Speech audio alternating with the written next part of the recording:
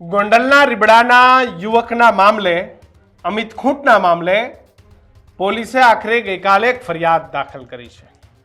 આ ફરિયાદની અંદર દિનેશ પાથર અને પંડિત વકીલ આ બંનેને પોલીસ ધરપકડ કરી અને બંને પર ગુનો નોંધી અને કાયદેસરની કાર્યવાહી હાથ ધરી છે।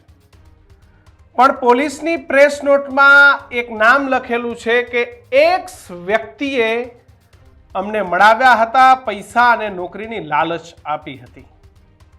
સવાલ એ થાય કે આ પ્રકારની પ્રેસ નોટ પહેલી વાર જોઈ છે કે પોલીસે એક વ્યક્તિ લખ્યું અથવા તો પોલીસે લખ્યું પોલીસની પ્રેસ નોટમાં લખ્યું અજાણ્યા ઈસમો। આ પોલીસનો શબ્દ છે અજાણ્યા ઈસમો કે જેની જાણ નથી, પણ પોલીસે આની અંદર એક વ્યક્તિનો ઉલ્લેખ કર્યો છે। ગોંડલના રીબડાની આ ઘટનામાં આ એક વ્યક્તિ કોણ એ સવાલ મારો તમારો એ સૌ કોઈનો રાજકોટ પોલીસને છે। એક વ્યક્તિ કોણ છે જાણવું હોય તો આખો વિડીયો જોવાનું ભૂલતા નહીં। નમસ્કાર, ન્યૂઝરૂમ સાથે સ્વાગત, હું કિશન।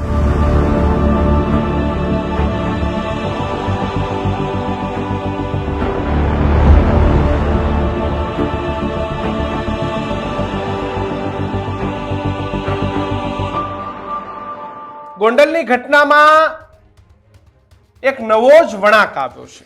ગોંડલના રીબડાની ઘટનામાં વળાંક એવો આવ્યો છે કે જે પાટીદાર યુવકનો જે મામલો હતો કે જે પાટીદાર યુવક એ આ દુનિયામાંથી વિદાય લઈ લીધી છે, એ પાટીદાર યુવકના મામલામાં એક શંકાની સોય મૂકવામાં આવી હતી અને એ શંકાની સોય એવી હતી કે અમિત ખૂંટ સાથે જે થયું છે એ કોઈએ કરાવ્યું છે। એ અમિતે જાતે નથી કર્યું, એ કરાવ્યું છે। જો કે આ મામલે આજે રાજકોટ પોલીસ વડા હિમકરસિંહની પત્રકાર પરિષદની અંદર પણ કહે છે કે એક પ્લાન ઘડવામાં આવ્યો હતો કે ઇન્સ્ટાગ્રામ પર એકબીજાની પોસ્ટો લાઇક કરવામાં આવી, ત્યારબાદ વાત કરતા થયા બાદ મળતા થયા બાદ એમની સાથે જે બન્યું એની એક ફરિયાદ થઈ। એ ફરિયાદમાં અમિતને ફસાવવામાં આવ્યો છે અને ફસાવવાની કામગીરી એ જે પંડિત વકીલ અને દિનેશ પાથર નામની જે વ્યક્તિ છે, દિનેશ પાથર એ કોંગ્રેસ સાથે જોડાયેલા છે,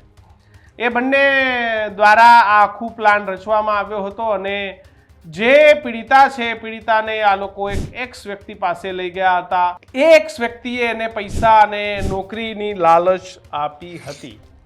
આ વિવાદ સામે આવી છે, પણ સવાલ એ થાય કે એક વ્યક્તિ કોણ છે?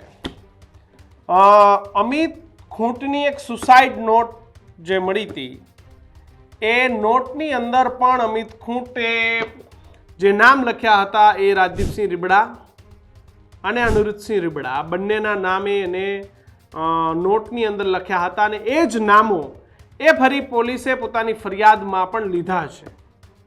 પણ જ્યારે દિનેશ પાથર અને પંડિત વકીલ આ બંનેની જ્યારે પોલીસ એ ધરપકડ કરે છે તો પછી નોટ્સની અંદર રીબડાનું નામ હતું, ફરિયાદની અંદર તમે અનિરુદ્ધસિંહ રીબડા અને રાજદીપસિંહ રીબડા લખો છો તો એનો મતલબ કે તમે જ્યારે દિનેશ પાથરને પકડો છો તો એમના શું નામ નથી, એમનો કોઈ રોલ નથી, આવું પોલીસ સાબિત કરવા માંગે છે?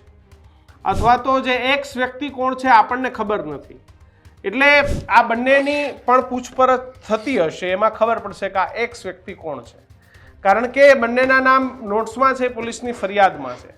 જોકે અનિરુદ્ધસિંહ રીબડા સાથેની અમારી વાતચીત થયું એમ એમને સ્પષ્ટ કીધું છે કે ભાઈ મારે કોઈ લેવા દેવા નથી, આ ઘટનાથી મારે કોઈ લેવા દેવા નથી, આમાં શું થયું છે હું કોઈને ઓળખતો નથી, એ દીકરીને પણ નથી ઓળખતો, મારે કાંઈ લેવા દેવા નથી, હું આમાં ક્યાંય છું નહીં, મને ફસાવવાનો પ્રયત્ન થઈ રહ્યો છે।